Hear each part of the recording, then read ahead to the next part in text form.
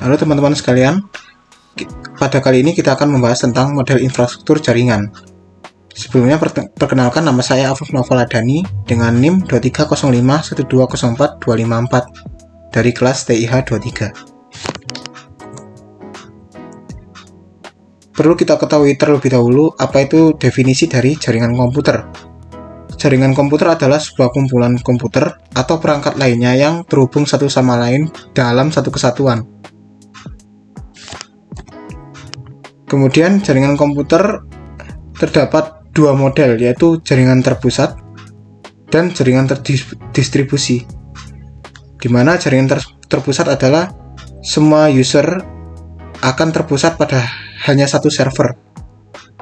Namun apabila jaringan terdistribusi, ada beberapa server yang melayani beberapa user berbeda.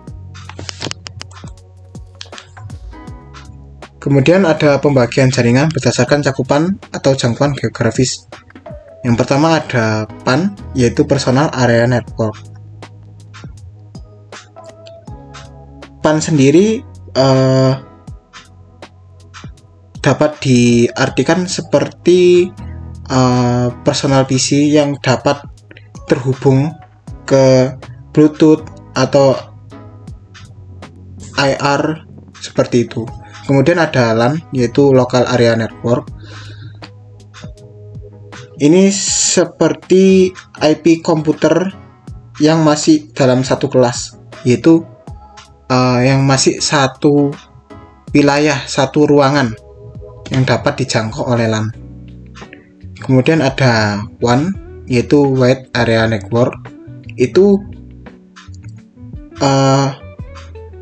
jaringan yang telah mendunia atau internet, dapat diakses dari manapun dan kapanpun.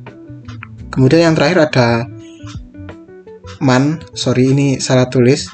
Yang terakhir ada MAN, Metropolitan Area Network, yaitu jaringan yang telah disusun dalam satu kota atau satu wilayah tertentu. Kemudian ada pembagian jaringan berdasarkan cakupan geografis. Yang pertama ada intranet, yang dimana jaringan tersebut hanya bisa diakses untuk kalangan internal saja. Kemudian ada internet, yaitu suatu jaringan yang dapat diakses oleh publik siapapun dan dimanapun dia berada. Kemudian ada pembagian jaringan berdasarkan cara pembangunannya. Yang pertama ada ad hoc, jenis jaringan komputer berbasis wireless yang dapat menghubungkan dua atau lebih perangkat untuk bisa saling berkomunikasi. Sementara model infrastruktur adalah sistem yang memberikan fondasi konektivitas, routing, manajemen akses, dan berbagai macam fitur integral jaringan. Kemudian ada pembagian jaringan penggunaan kabel. Yang pertama ada jaringan berkabel atau wired network, yaitu jenis jaringan di mana perangkat-perangkat dihubungkan menggunakan kabel fisik seperti kabel tembaga atau serat optik yang menghubungkan dari satu perangkat ke perangkat lainnya. Kemudian ada jaringan nirkabel, yaitu wireless network, di mana jaringan di perangkat-perangkat terhubung tanpa kabel fisik, melainkan menggunakan gelombang radio atau teknologi inframerah. Hal ini dapat kita temui pada perangkat gadget kita yang terhubung dengan WiFi. Kemudian ada pembagian jaringan berdasarkan siarannya, yaitu yang pertama ada unicast, yaitu dari satu ke satu. Kemudian ada multicast, yaitu sistem jaringan yang menyiarkan dari satu ke semua grup. Dan kemudian ada broadcast, yaitu penyiaran dari satu ke beberapa user saja. Kemudian kita akan bahas beberapa topologi bus yang ada. Yang pertama ada kita akan bahas beberapa topologi jaringan. Yang pertama ada topologi bus. Semua perangkat dalam jaringan terhubung ke satu kabel utama atau bus. Data dikirim dalam satu arah dan setiap perangkat menerima data tersebut. topologi bus dapat memiliki kelebihan dan kekurangan, di mana kelebihannya yaitu biaya pemasangannya sangat rendah. Namun kekurangannya jika kabel utama rusak, seluruh jaringan akan terganggu. Kemudian ada topologi ring. Semua perangkat terhubung dalam bentuk lingkaran atau ring, makanya disebut topologi ring. Dan data mengalir dari satu arah melalui setiap perangkat hingga mencapai tujuan. Ini memiliki kelebihan yaitu dapat mengatur lalu lintas data lebih efisien.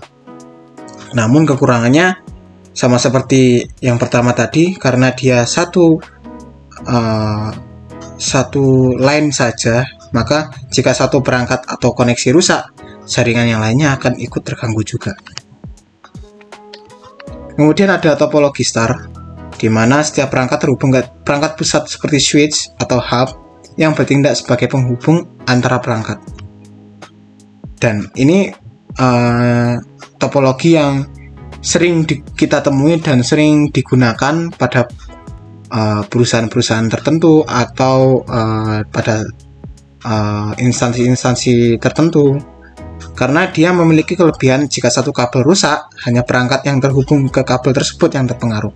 Jadi tidak menyebar, tidak mengganggu kinerja dari perangkat lainnya yang kabelnya tidak terputus atau tidak rusak.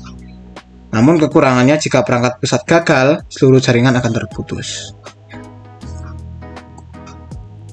Kemudian yang terakhir ada topologi mesh.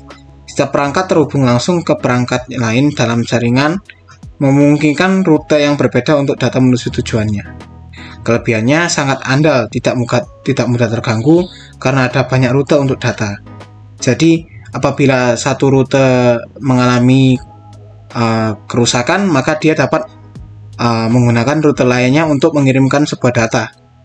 Namun kekurangannya biaya tinggi dan instalasi rumit karena banyaknya kabel yang dipakai. Itu tadi penjelasan saya tentang infrastruktur jaringan komputer. Sekian dari saya, semoga bermanfaat apa yang saya sampaikan. Terima kasih. Wassalamualaikum warahmatullahi wabarakatuh.